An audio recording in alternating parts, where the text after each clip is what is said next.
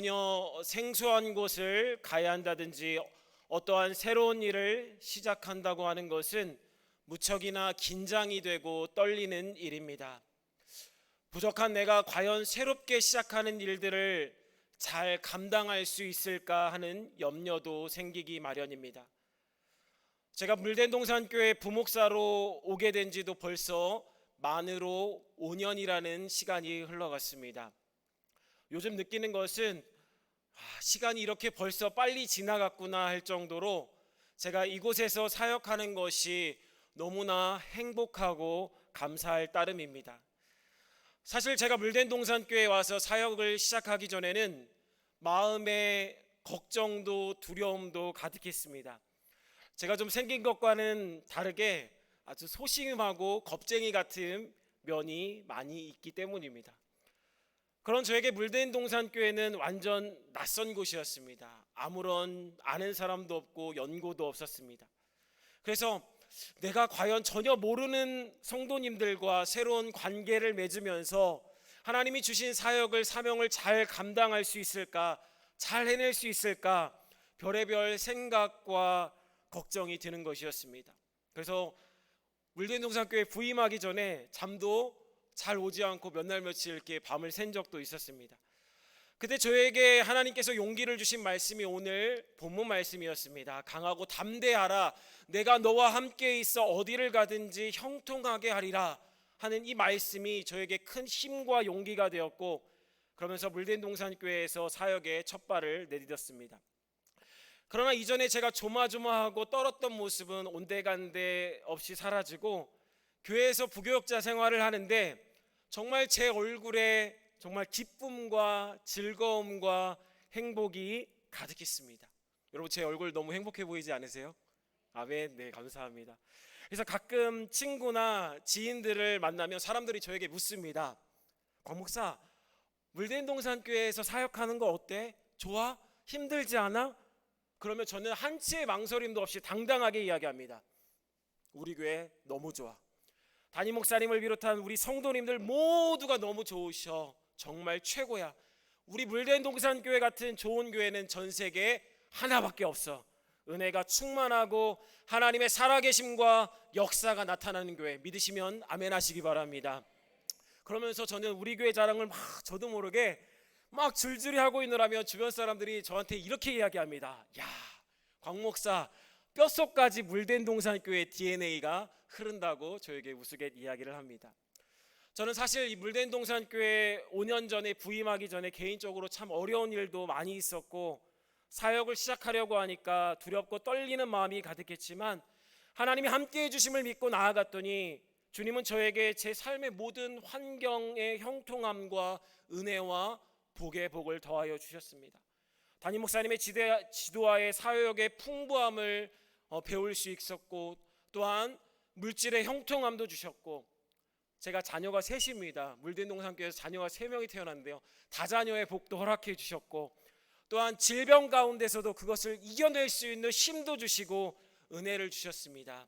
사랑하는 물된동산교회 성도님들, 우리가요 전능하신 하나님을 바라보고 의지하면 우리 안에 있는 두려움과 떨림은 다 사라지고 평강과 만사의 형통함으로 인도하여 주시는 줄로 믿습니다. 오늘 우리가 읽은 말씀에서도요, 여호수아는 모세의 뒤를 이어서 이스라엘 백성들을 가나안으로 인도해야 하는 지도자의 자리에 앉게 됩니다. 그동안은 모세의 부관으로 일하면서 모세가 지시하는 대로 그냥 따르기만 하면 되었지만 하나님의 명령으로 이제는 수많은 이스라엘 민족들을 이끌고 가야 하는 지도자로 서게 되니까 마음에 두려움이 생긴 것입니다. 여호수아는 이전 지도자 모세에 비하면 경륜도 부족한 사람이었고 뭔가 강력한 카리스마가 있었던 것도 아닙니다. 그런 여호수아가 지도자가 되고 보니 불안하고 걱정이 될 수밖에 없었습니다. 하지만 그를 사용하기 위해 불러주신 하나님께서는 여호수아에게 걱정하지 말 것을 말씀하시면서 형통함과 성공을 약속하고 계십니다. 그 이유는 하나님이 그가 어디로 가든지 함께 해주시고 너를 떠나지 않을 것이라는 약속을 해주셨기 때문입니다. 사랑하는 성도님들, 이 말씀은 여호수아에게만 아니라 비단 이 시대를 살아가는 저와 여러분들에게도 동일하게 말씀하여 주고 계시는 줄로 믿습니다. 하나님은 우리가 살면서 움츠리거나 쪼그려 앉아서 두렵습니다, 하나님 나는 부족합니다, 아무것도 못합니다, 위축되어 있는 것이 아니라 우리가 범사에 능력 있고 형통한 삶으로 승리하며 살아가기를 원하고 계십니다. 그렇다면 우리가 주님이 주시는 형통함을 누리고 살아가려면 어떻게 해야 할까요? 첫 번째는 마음을 강하고 담대히 해야 한다는 것입니다. 오늘 본문 말씀을 보시면 강하고 담대하라고 하는 표현이 무려 3번이나 등장합니다.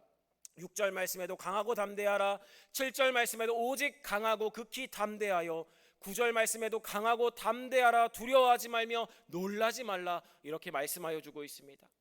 하나님께서 여호수아에게 강하고 담대하라고 계속해서 말씀하신 것은 모세의 뒤를 이어 이스라엘 지도자가 된 여호수아가 가나안 입성이라고 하는 엄청난 사명을 목전에 두고 부담감을 느끼며 매우 두려워했기 때문이었습니다.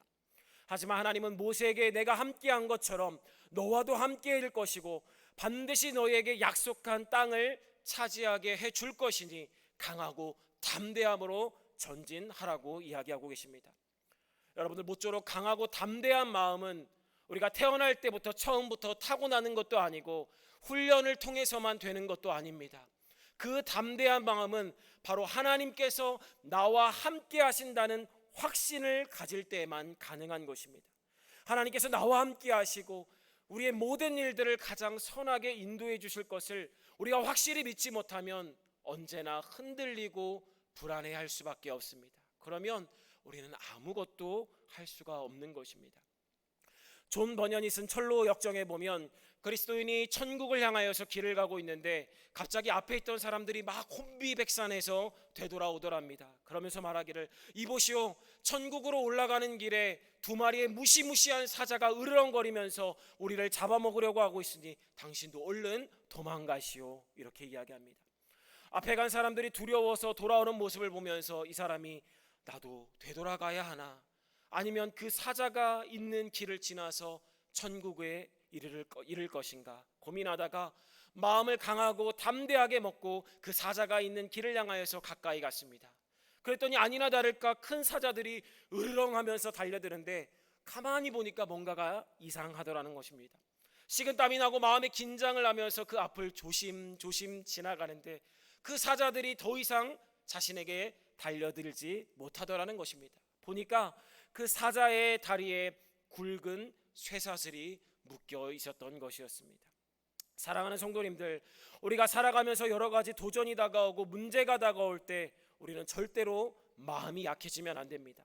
마음에 두려움과 떨림이 있다고 뒤로 물러가면 안 됩니다. 예수님의 이름, 예수님의 능력을 가지고 다 이겨내실 수 있기를 간절히 소망합니다. 임마누엘의 하나님이 우리와 함께 하심을 믿고 우리의 몸과 마음과 믿음에 힘을 주고 전진하십시오. 하나님이 함께 하신다고 믿는 사람은 하나님의 그 심장을 이식한 것과도 같습니다. 그러므로 하나님이 우리에게 요구하시는 것은 바로 용사의 믿음과 자세인 것입니다. 어떤 환경이 우리 앞에 펼쳐진다 할지라도 그것에 굴복하거나 포기하지 않고 능력의 주님이 나를 인도하여 주시니 지극히 담대함을 가지고 우리가 달려가야 할 길을 성공적으로 완수할 수 있는 성도가 되셔야 할 줄로 믿습니다. 다시 말하면 여러분들 믿음의 용기를 크게 가지시라는 것입니다.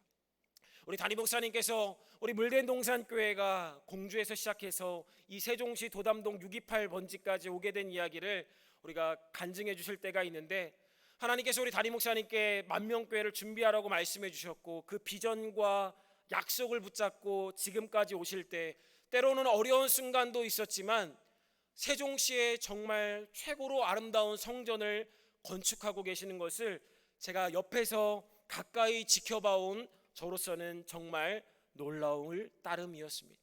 사랑하는 성도님들, 하나님은요 담대한 믿음을 가지고 그 약속을 바라보면서 사는 사람에게 형통함과 성공으로 이끄시는 줄로 믿습니다.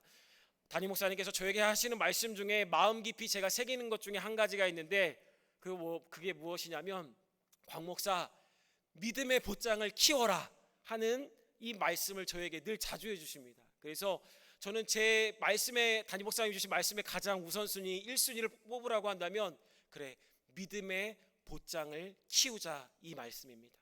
이 말씀이 정말 때때로 제가 낙심하거나 좌절해야 될 상황이 찾아올 때 얼마나 큰 힘이 되고 위로가 되고 소망이 되는지 모릅니다. 우리 사랑하는 성도님들도요, 믿음의 보장을 크게 키우실 수 있기를 간절히 소망합니다. 여호수아 10장 25절 말씀에도 보시면요, 여호수아가 가나안 아모리 족속과 전쟁할 때에 백성들에게 선포하는데, 오늘 본문 1장에 나오는 두려움 속에 있는 여호수아의 모습과는 정반대의 모습을 보여주고 있습니다. 두려워하지 말고 놀라지 말고 강하고 담대하라. 너희가 맞서서 싸우는 모든 대적에게 여호와께서 다 이와 같이 하시리라. 여호수아가 이렇게 믿음으로 선포하고 있습니다. 하나님이 함께 하심을 믿고 담대함으로 나가 싸웠더니 승리를 거두게 되고 약속의 땅을 차지하게 됩니다. 마찬가지로 하나님이 우리에게 새로운 비전과 사명을 주셨다면 굳은 마음을 먹고 여러분들 전진하십시오. 그것은 우리에게 더 큰 은혜의 자리, 축복의 자리로 인도하시기 위함인 줄로 믿습니다. 마음을 새롭게 하고 하나님의 도우심을 믿으며 날마다 형통함의 길로 나아가실 수 있기를 주님의 이름으로 간절히 소망합니다. 두 번째로, 우리가 형통한 인생이 되려면 하나님의 말씀을 지켜 행해야 한다는 것입니다. 본문 7절과 8절 말씀을 보시면, 율법을 지켜 행하라. 율법책을 내 입에서 떠나지 말게 하여 주야로 그것을 묵상하며 그 안에 기록된 대로 다 지켜 행하라. 그리하면 내 길이 평탄하게 될 것이며 내가 형통하리라고 기록되어 있습니다. 우리가 형통한 삶을 살고자 한다면 하나님의 말씀을 끝까지 붙잡고 지키고 그대로 행해야 합니다. 왜냐하면 하나님의 말씀이 우리의 힘이 되고 생명이 되고 능력이 되기 때문입니다. 주님의 말씀은 우리에게 구원과 소망을 주시고 우리의 삶 속에 은혜를 가져다 주십니다. 또한 성경 말씀 속에는 하나님이 무엇을 기뻐하시는지, 우리가 주님 앞에서 어떻게 살아야 잘 살고 복된 삶이 되는지를 가르쳐 주고 계십니다.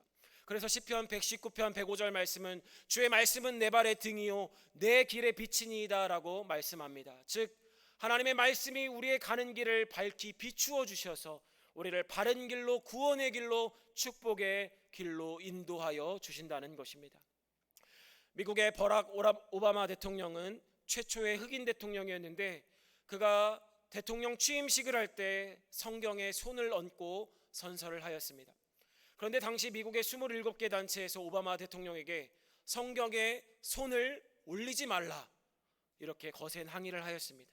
하지만 이 오바마는 굴하지 않고 취임 선서를 하기 전에 역대하 7장 14절 말씀, 내 이름으로 일컫는 내 백성이 그들의 악한 길에서 떠나 스스로 낮추고 기도하여 내 얼굴을 찾으면 내가 하늘에서 듣고 그들의 죄를 사하고 그들의 땅을 고칠지라는 말씀을 낭독함으로 전 세계 열방에 하나님의 말씀을 붙잡고 자신이 대통령의 직무를 감당할 것을 선언하였습니다.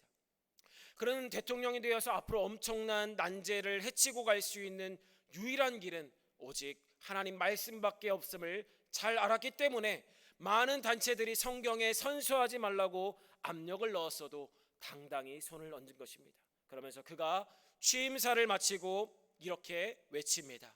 So help me God. 하나님이여 나를 도와주시옵소서. 하나님이여 나를 도와주시옵소서. 그가 그렇게 외칩니다. 최고의 권세를 가진 미국 대통령이라고 할지라도 그 안에 두렵고 떨리는 마음이 없었겠습니까? 그러나 말씀을 지켜 행하고 하나님을 의지할 때 자신의 앞길을 평탄하게 하실 것이라는 믿음이 그에게 있었던 것입니다.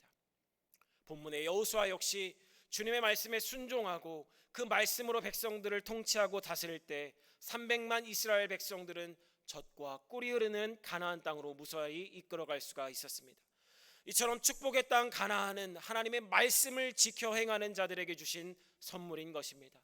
말씀대로 살아가게 되면 우리의 삶의 현실이 축복의 땅 가나안으로 바뀌게 되는 줄로 믿습니다. 그러나 하나님의 말씀을 지켜 행하지 아니하고 불순종하고 원망하고 불평하면 그 땅은 황무지와 같고 끊임없는 문제와 고통을 가져다 줄 뿐입니다.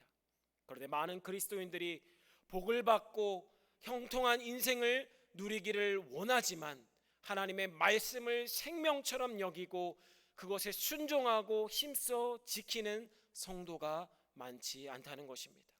우리가 형통함의 인생을 살기 위해서 힘써야 할 것은 바로 하나님의 말씀대로 사시는 것입니다. 신앙생활은 그렇게 복잡하고 어려운 것이 아닙니다. 그냥 하나님의 말씀을 있는 그대로 믿고 의지하고 그 말씀을 지켜 행하면 하나님의 은혜와 복이 우리 안에 절로 임하게 되는 줄로 믿습니다. 그렇기 때문에 하나님께서 우리에게 일평생 사는 동안 신앙의 기준이요 인생의 교과서로 하나님의 말씀을 주신 것입니다. 사막에서 길을 잃어버리면 나침판을 갖고 방향을 제대로 찾아가야 되는 것처럼 우리 인생의 좌표는 하나님의 말씀입니다. 이 하나님의 말씀이 우리 인생에 나아갈 길을 밝히 보여주고 있는 것입니다. 그러므로 주님의 말씀을 가슴에 깊이 새기시고 생명처럼 소중히 여기면서 힘써 지켜보십시오. 말씀이 매일의 삶을 지배할 때 하늘의 평안을 맛보게 되며 하나님이 보장해 주시는 복을 얻게 될 것입니다. 우리가 잘 아는 시편 1편, 2편, 3절 말씀처럼 우리가 하나님의 말씀 가운데 살면 우리를 시냇가의 심은 나무와 같은 축복을 주셔서 늘 잎이 청청하고 때를 따라 열매를 맺고 늘 풍성한 축복 가운데 거하게 될 것입니다. 하나님의 말씀을 가까이 하시고 준행함으로 저와 여러분들의 신앙과 또한 가정과 여러분들의 삶의 모든 터전 범사에 형통하게 되실 수 있기를 주님의 이름으로 간절히 소망합니다. 세 번째로는 우리가 형통한 인생을 살기 위해서는 좌로나 우로나 치우치지 말아야 한다는 것입니다. 7절 후반부 말씀을 보시면 우로나 좌로나 치우치지 말라 그리하면 어디로 가든지 형통하리니 라고 말씀합니다. 이 말씀은 신명기 30장 31장에서도 하나님께서 모세를 통해 이스라엘 백성에게 주셨던 말씀입니다. 하나님께서는 여호수아와 이스라엘 백성들에게 너희가 하나님의 백성답게 살아갈 것을 요구하면서 하나님의 말씀을 준수하고 살아갈 것을 명령하셨습니다. 가나안 땅에 들어가서 그 이방 사람들의 삶의 원리를 따르지 말고 선택받은 민족에게 주신 하나님의 명령을 준수하라는 것입니다. 그리하여서 좌로나 우로나 치우치지 말고 오직 하나님께 중심을 박아서 흔들리지 않는 삶을 살라는 것이었습니다. 이준이라고 하는 우리나라 국방부 장관을 지낸 이 장로님은 21사단의 사단장으로 재임하던 시절에 교회에서 충성하고 열심히 봉사하여서 장로님으로 임명이 되었습니다. 그런데 그분이 장로 취임식이 있는 날까지 부족한 내가 과연 장로의 직임을 감당해야 할지 말아야 할지로 마음에 갈등하고 있었습니다. 그런데 그때 목사님께서 장로의 직임을 잘 감당할 수 있도록 하나님께서 함께해 주실 것입니다 라고 하는 말씀에 용기를 내어서 이분이 장로의 직임을 받습니다. 그러면서 하나님 앞에 서원합니다. 하나님, 제가 이제부터 장로가 되면 좌로나 우로나 치우치지 않고 하나님 앞에 바로 살아가겠습니다. 그리고 두 가지를 약속드립니다. 첫 번째는 내가 장군이지만 장로로서 절대로 사람들 앞에서 술을 입에 대지 않겠습니다. 두 번째는 새벽 기도회를 빠지지 않겠습니다. 새벽 기도회에 나가서 기도함으로 사람들 앞에 또 하나님 앞에 내가 신앙의 본을 모범을 보이도록 하겠습니다. 이렇게 결단하였다고 합니다. 사실 군대의 장군이 여러 모임에서 술을 마시지 않는다는 것은 보통 힘든 일이 아닙니다. 하지만 그는 하나님과의 약속 이후 모임에서 술 대신 음료수를 마시고 아무리 힘들고 바빠도 늘 하나님께 새벽에 나와 엎드려 기도하였습니다. 그랬더니 하나님께서 그를 형통함의 길로 인도하십니다.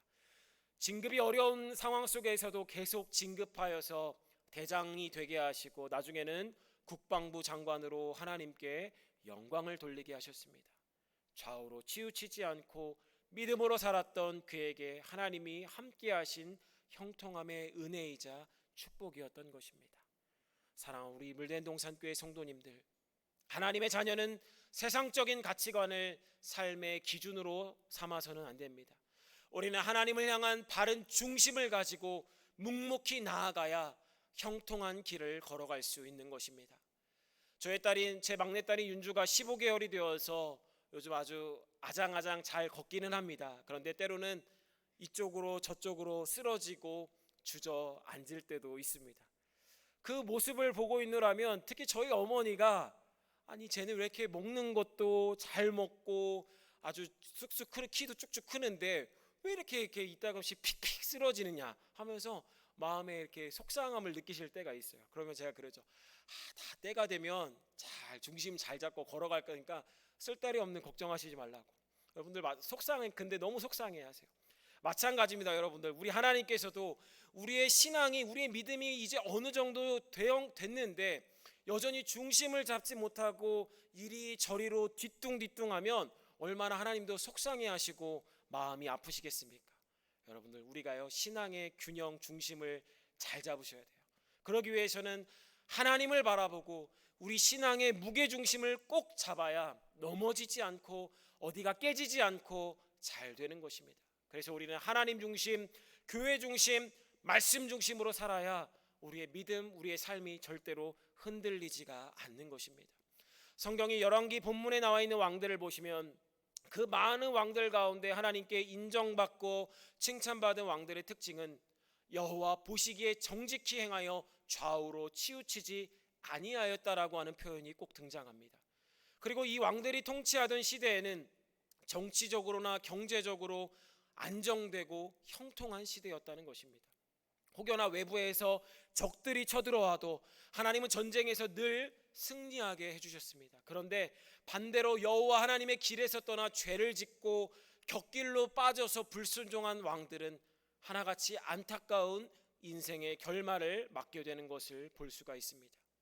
세상에 치우치지 않고 끝까지 하나님을 바라보고 하나님 앞에 중심을 두고 살아가는 인생은 비단 위에 꽃을 더한다는 금상첨화의 인생, 좋은 일에 좋은 일이 더하여지는 것입니다.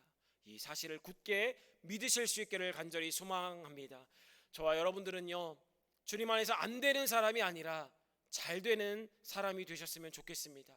내 생각, 내 욕심, 내 뜻이 아닌 하나님의 뜻대로 잘 되어지셔서 하나님이 원하시는 일들이 나의 삶 속에서 이루어지는 형통한 자들로 살아가실 수 있기를 간절히 소망합니다. 이제 말씀을 정리하려고 합니다. 하나님은 우리 한 사람 한 사람이 두려움과 나약함에 빠져있는 인생이 아니라 모든 것에 형통하고 넉넉한 인생이 되기를 원하고 계십니다. 부디 하나님이 나와 함께 하심을 믿으십시오. 전능하신 하나님께서 우리와 함께 하시는 것보다 더 큰 형통함이 어디 있겠습니까? 그러니 마음을 강하고 담대히 하실 수 있기를 원합니다. 환경에 좌우되고 뒤로 물러가는 부정적이고 절망적인 인생이 되지 마십시오. 또한 하나님의 말씀을 지켜 행하고 좌우로 치우치지 않는 하나님 중심의 모습으로 축복의 땅, 약속의 땅 가나안을 향하여서 날마다 한 걸음 한 걸음 전진하실 수 있기를 바랍니다.